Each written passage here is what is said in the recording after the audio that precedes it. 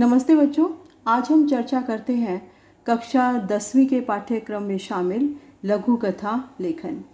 लघु कथा लेखन जो है एक रचनात्मक क्रिया है और इसका जो प्रश्न है वो प्रश्न पत्र में 5 अंक का आता है। तो बहुत ज़रूरी हो जाता है आपको कि आप लघु कथा लेखन के बारे में जानें कि ये क्या है और इसको कैसे लिखा जाता है। लघु कथा लेखन, लघु कथा के ऊपर ये 5 पंक्तियाँ हैं। लघु कथा होती है विशेष क्षण की कहानी, सीख शिक्षा संदेश ऐसा वर्षों याद रहे जवानी, वो न भूले हम न भूले वर्षों चलती रहे कहानी। कि लघु कथा ऐसी होती है कि जिसमें जीवन विशेष के एक क्षण के बारे में बात की जाती है, जिसमें एक सीख होती है, शिक्षा होती है, एक संदेश होता है और वो सीख शिक्षा संदेश भी ऐसा कि जो वर्षों तक सालों तक जवानी जो है याद रह जाता है। और जो ये कहानी सुनाने वाले होते हैं वो और जो कहानी सुनने वाले होते हैं वो कोई भी इनको नहीं भूल पाता, इनकी शिक्षा को कहानी को नहीं भूल पाता। आइए लघु कथा के बारे में जानने से पहले हम इसके कुछ पर्यायवाची शब्द देख लेते हैं कि लघु कथा को और क्या क्या कहा जाता है। लघु कथा को आशु कथा, अणु कथा, पोस्ट कार्ड कथा, हथेली कथा, पाम स्टोरी, छोटी कहानी और गल्प भी कहा जाता है। आपको ये सब पता होना चाहिए कि एक लघु कथा को हम और किन किन नामों से बुला सकते हैं। लघु कथा किस लिए होती है कि जो ये लघु कथाएं कही जाती हैं इनमें ऐसी क्या विशेष बात होती है और ये क्यों मानव जीवन के लिए उपयोगी है। नंबर 1, बोध देने के लिए।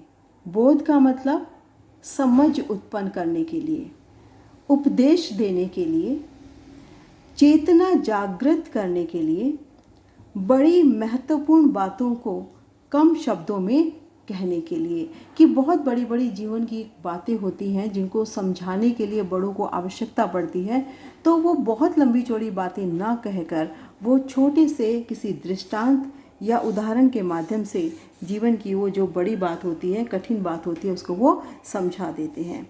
तो इससे जो है एक समझ, एक सीख, एक उपदेश, एक जागृति जो है मन के अंदर आती है। तो जो लघु कथा है वो हमारे जीवन के लिए बहुत उपयोगी है।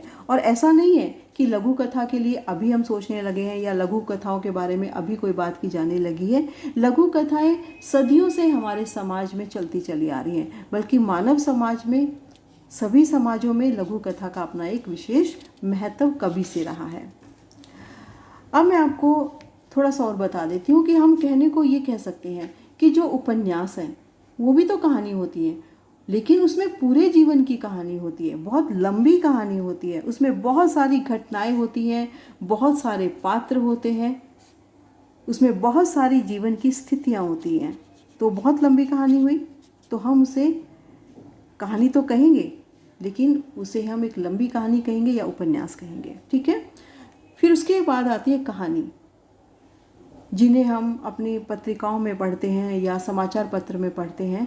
वो छोटी होती हैं, वो जीवन के एक भाग की कहानी होती है जिसमें 1 या 2 घटनाएं मुख्य रूप से होती हैं। ठीक है। लेकिन जो लघु कथा है होती ये भी कहानी है, उपन्यास में भी कहानी होती है, लेकिन उपन्यास की कहानी बहुत बड़ी होती है और जिसको हम कहानी कहते हैं वास्तव में कि कहानी उसमें जीवन के किसी 1 या 2 घटनाओं का जो है उसमें वर्णन किया जाता है। अब लघु कथा भी कहानी होती है, लेकिन इसकी विशेषता क्या है कि इसमें जीवन के एक क्षण की कहानी होती है। यानी कि कहानी तो होती है लेकिन इसमें जीवन की एक बहुत छोटी सी घटना जो बहुत थोड़े समय के लिए घटित होती है, वो वाली कहानी होती है।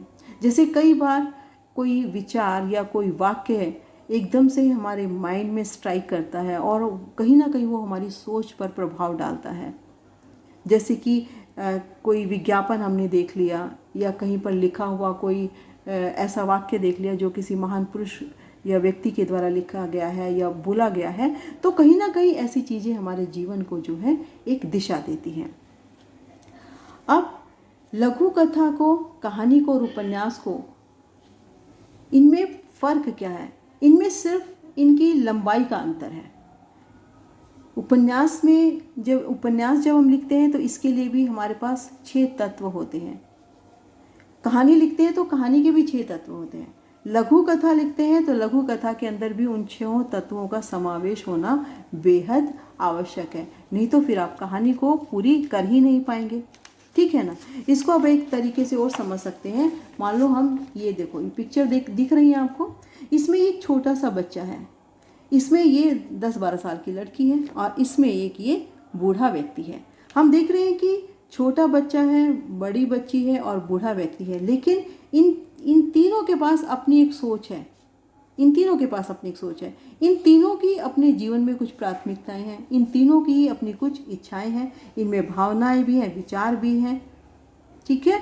तो इसी तरह से चाहे वो कहानी उपन्यास के रूप में है, चाहे वो कहानी है, चाहे वो लघु कथा है, इनमें ये सारी बातें, कौन सी बातें होनी चाहिए जो मैं आपको कहना चाह रही हूँ, वो है ये कहानी के तत्व।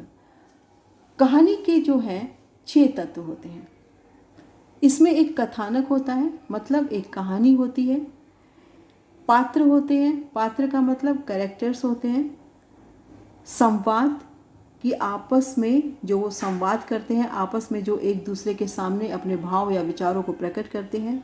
वातावरण, एक विशेष स्थिति होती है, वो जीवन की स्थिति भी हो सकती है और वो किसी की आर्थिक स्थिति, सामाजिक स्थिति कैसी भी हो सकती है।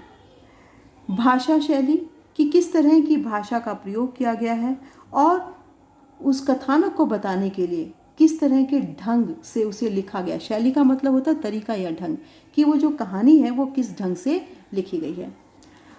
फिर है उद्देश्य, यानी कि उस कहानी में एक उद्देश्य भी होना चाहिए। अभी जो मैंने आपको बताया था कि उपन्यास के बारे में, कहानी के बारे में और लघु कथा के बारे में, तो ये जो 6 के 6 तत्व हैं, ये एक उपन्यास में भी होते हैं, ये एक कहानी में भी होते हैं जो छोटी कहानी होती है, और ये एक लघु कथा में भी होते हैं। लघु कथा का मतलब बिल्कुल ही छोटी कहानी।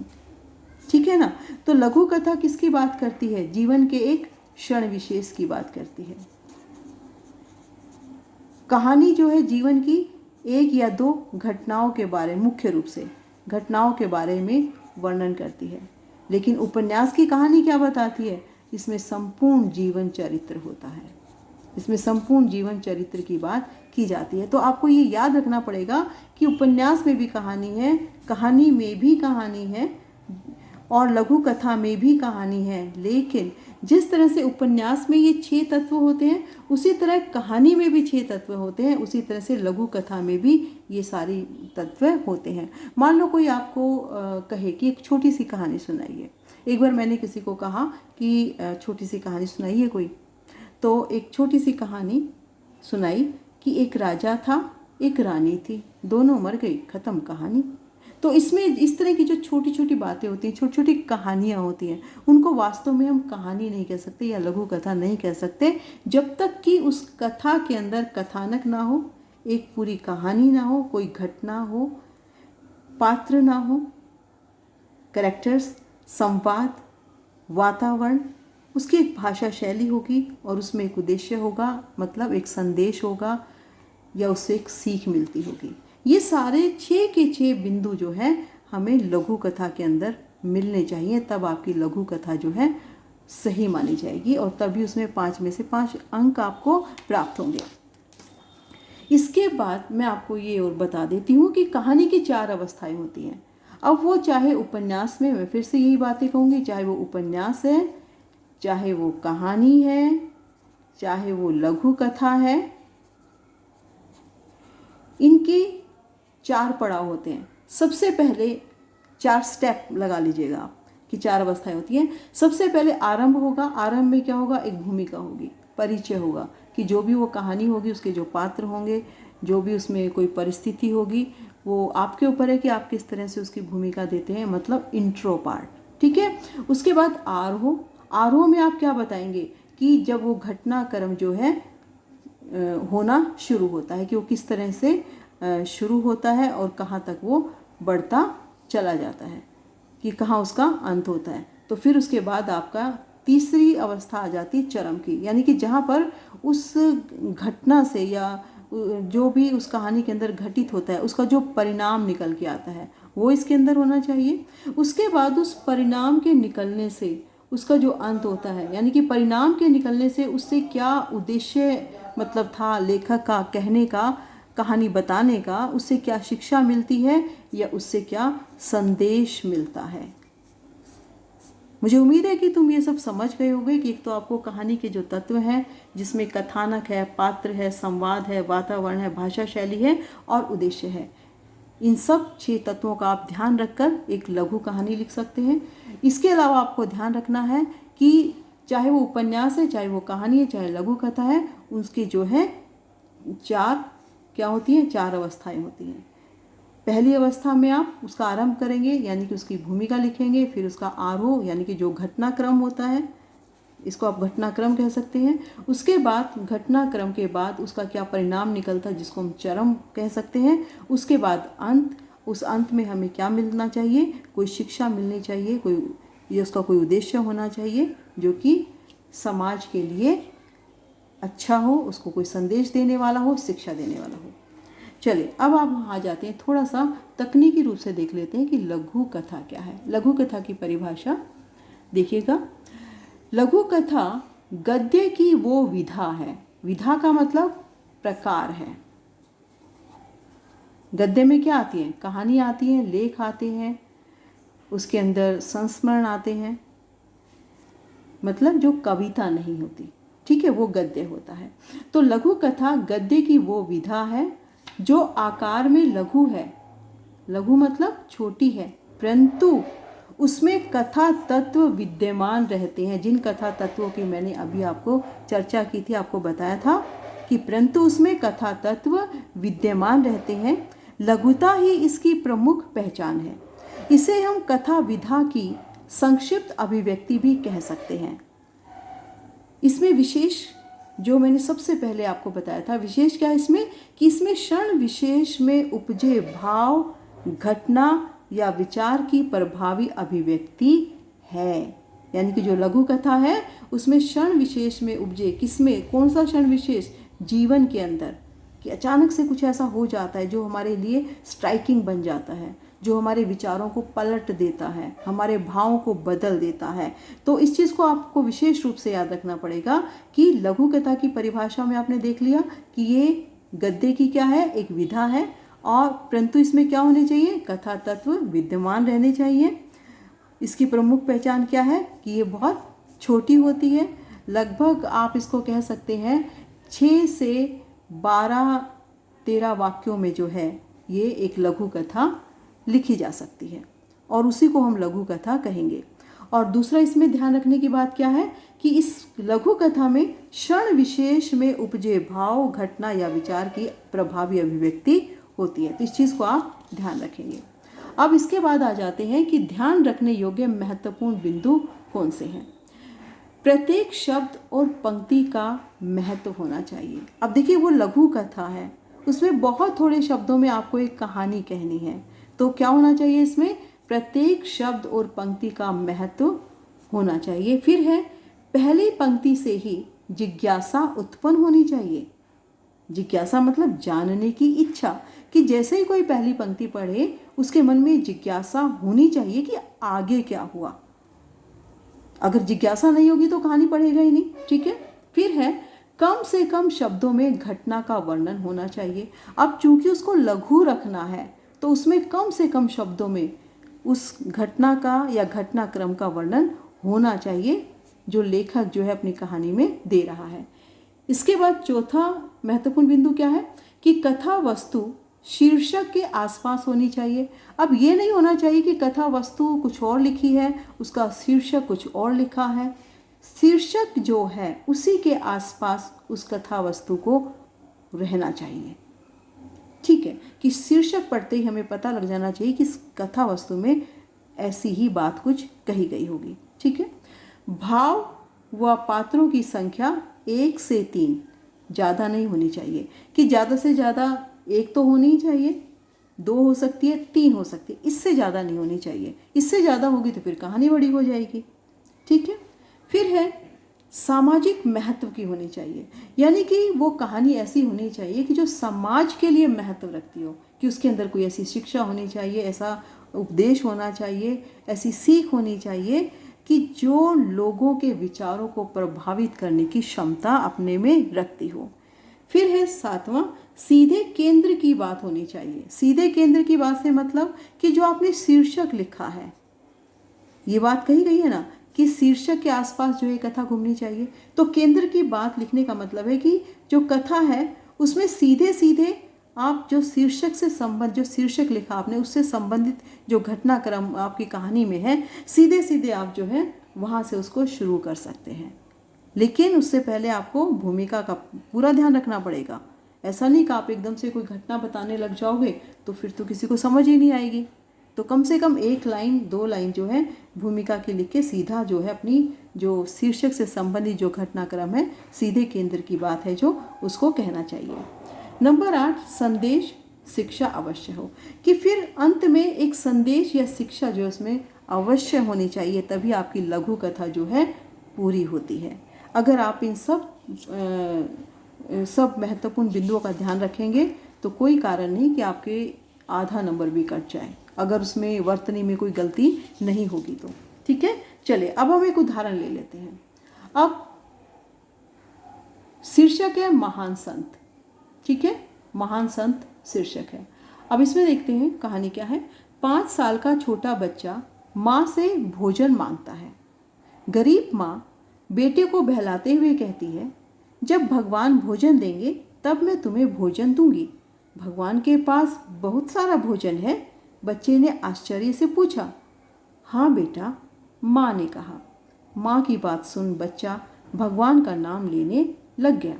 वह भगवान की भक्ति में इतना रम गया कि उसकी भूख प्यास सब खत्म हो गई। निरंतर उसकी लगन और विश्वास बढ़ते गए। आगे चलकर वो महान संत बना। अब देखिए, महान संत शीर्षक की बात की गई थी और वो महान संत बना। यहाँ कहानी खत्म हो जाती है। अब देखिए, इसमें जो कहानी के जो तत्व की मैं बात कर रही थी वो कहाँ हैं और कैसे हैं। ठीक है, उसकी बात कर लेते हैं। कथानक तो पूरी कहानी है, सारा घटनाक्रम है कि बच्चा माँ से खाना मांगता है, माँ बच्चे को मना करती है और उसको भगवान कहती कि भगवान देंगे। ठीक है ना, और वहीं से जो है वो बच्चा भगवान की भक्ति में लीन हो जाता है। तो ये सारा घटनाक्रम है। तो कथानक तो इसका ठीक है, बिल्कुल ठीक है। पात्र कौन कौन है इसमें? माँ और बच्चा। ठीक है। संवाद, माँ का बेटे को समझाना और बच्चे का माँ से पूछना, दोनों के बीच में एक संवाद भी होता है। ठीक है। फिर है वातावरण। अब जो ऊपर लिखा हुआ है ना कि गरीब माँ, अब गरीब माँ का मतलब गरीबी में है।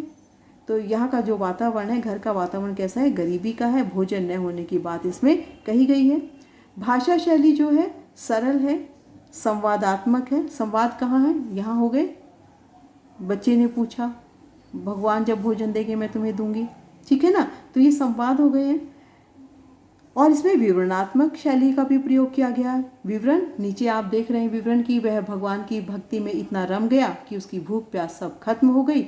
निरंतर उसकी लगन और विश्वास बढ़ते गए। आगे चलकर वो महान संत बना। तो यहाँ पर ये जो है विवरण हो गया। ठीक है। तो जो भाषा शैली है वो किस प्रकार की होगी? सरल भी है, संवादात्मक भी है और विवरणात्मक भी है। अब इसका जो उद्देश्य निकल के आता है, उद्देश्य क्या निकल के आता है? विश्वास और लगन मन की 2 ऐसी शक्ति हैं जो मंजिल तक पहुंचा देती हैं और ये हमें इससे शिक्षा मिलती है। इस तरह से छोटी सी कहानी है, लेकिन इसमें कहानी के सभी तत्वों का जो है ध्यान रखा गया है। अब हम देखते हैं कि प्रश्न पत्र में किस तरह के जो है प्रश्न हमारे सामने आते हैं। अब हम देखते हैं कि जो लघु कथा से संबंधित जो प्रश्न होते हैं उनके जो विविध प्रकार हैं यहाँ पर देखिएगा कि आपको चित्र देकर कोई कहानी लिखने के लिए कहना, लेकिन कहानी के 6 के 6 तत्वों को मत भूलना। ठीक है, इसको याद रखना। आपको कोई शीर्षक दे दिया जाएगा और फिर आपको बोला जाएगा कि कोई कहानी लिखिए। ठीक है। किसी घटना का विवरण संक्षिप्त देकर कहानी लिखवाना, यानी कि आपको 1-2 लाइनें लिख दी कि एक लड़का था, उसके साथ ऐसी ऐसी कोई घटना घटी, आप इसके ऊपर कोई कहानी लिखिए। ऐसे भी कोई प्रश्न आ सकता है। आपके जीवन की कोई घटना या क्षण विशेष जो यादगार बन गया हो, कहानी की तरह बताएं। या सीधे सीधे आपको जो है बहुत सारे ऑप्शन एकदम से दे देते हैं कि भाई अपने जीवन की कोई घटना या क्षण विशेष जो आपको आज तक याद है और जिसको आप कभी नहीं भूल सकते, उसे कहानी की तरह से बताइए। फिर है कि रिक्त स्थानों के रूप में कहानी पूरी करने के लिए कहना। फिर ये भी हो सकता है कि जैसे कि आपको बिंदु दिए जाते हैं ना, महत्वपूर्ण बिंदु दिए जाते हैं अनुच्छेद लिखने के लिए या निबंध लिखने के लिए, तो उसमें शब्द लिख दिए जाते हैं या कोई वाक्यांश लिख दिया जाता है, फिर उसमें डैश डैश लगा दिया जाता है। ऐसे तो हो सकता है कि आपको इस तरह से भी कोई कहानी कही जाए कि इसे पूरी कीजिए। फिर कोई अधूरी कहानी को पूरा कीजिए व शीर्षक दीजिए। फिर ऐसा भी हो सकता है कि कोई अधूरी कहानी दे दी जाए और उसका अंत जो छोड़ दिया जाए और फिर आपको बोला जाए कि शीर्षक दीजिए और इससे हमें क्या संदेश प्राप्त होता है। ये भी हो सकता है कि संदेश क्या प्राप्त होता है वो भी लिखिए, ऐसा भी हो सकता है। ठीक है, तो जो एक अच्छी लघु कथा है उसे आप 70-80 शब्दों से लेकर 120-25 तक जो है वो आपकी लघु कथा हो सकती है। और अगर वाक्य के रूप में बोले कि कितने वाक्य होने चाहिए, जैसे कि अनुच्छेद में हमारे 10 से 12 वाक्य होते हैं ना, अनुच्छेद के अंदर इतने होते हैं, तो एक अनुच्छेद जितनी ही बड़ी ये कहानी होती है, तो आप ये मान के चल सकते हैं कि 10 से 12 वाक्यों में जो है आप एक लघु कथा लिख सकते हैं। इससे संबंधित जो और उदाहरण रहेंगे या इससे संबंधित और जो अभ्यास कार्य होगा उसे मैं आपको अपनी अगली वीडियो में बताऊंगी और समझाऊंगी। अगर आपको कुछ नहीं आता है समझ में तो आप मुझे कमेंट करके पूछ सकते हैं, मुझे बता सकते हैं कि आपको क्या समझ में नहीं आया, तो मैं उसे जो है एक्सप्लेन करूंगी। धन्यवाद।